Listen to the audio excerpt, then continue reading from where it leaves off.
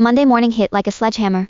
Holly stood in front of her mirror, tugging at her thickest turtleneck, practically suffocating for September, leaving a ring of sweat around her neck, but it was the only thing that covered the mess she couldn't show. On the subway, she refreshed Irving's Instagram over and over. Nothing. But Lias's words were stuck in her skull. I saw him at the box around 1 a.m. 1 a.m. he said he was asleep. That dull ache in her stomach twisted again. She couldn't tell if it was the plan B or something else. Yara's chair rolled over before Holly's ass hit the seat, her eyes going wide. Holy shit, you look like death. The rumor mill's on fire. Someone from the cleaning crew found a woman's dress in Ezra's penthouse Saturday morning. Ripped. From the collar all the way down. Holly's hand jerked, coffee splashing her wrist, but her brain had already short-circuited. The flashback hit her, his hands on her waist, the sound of fabric tearing somewhere near her ear. They say he brought someone home from the gala, Yara whispered. Some think it's that model Kaya, others say it's some socialite. Holly wiped her wrist, her pulse thudding loud enough to drown out the office noise. Model. Socialite. Anyone but a junior assistant, who wanted the floor to swallow her whole. Her desk phone rang.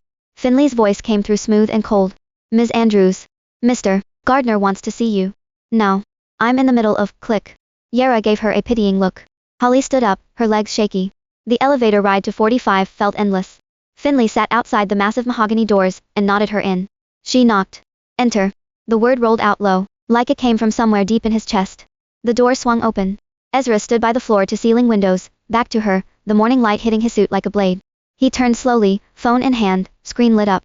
He walked toward her, one step, two, stopping close enough that his scent hit her. That cold sandalwood. The same one that had been wrapped around her, when he pulled her against his chest that night. He held up the phone. The notification glared back at her in black and white. Holly Andrews declined your request. His eyes pinned her where she stood. His voice came low, dangerous. This is how you treat your fiancé. I'm not your fiancé. She stepped back. Her heel hit the door with a dull thud. He followed, one hand bracing the frame above her head, caging her in. The sandalwood hit her like a wave, and every suppressed memory came flooding back, silk sheets crumpling beneath them, his fingers tracing up her ribs, his breath flooding her neck, hot and wet. He leaned in. His mouth hovered near her ear, close enough that she felt each word vibrate down her spine, his breath hitting that spot just behind her ear, that made her whole body go electric. We're negotiating, Holly. His voice was a low rumble, edged with something raw, the same rasp he'd had when he whispered against her lips that night, declining a friend request. That's a hell of a weak opening move.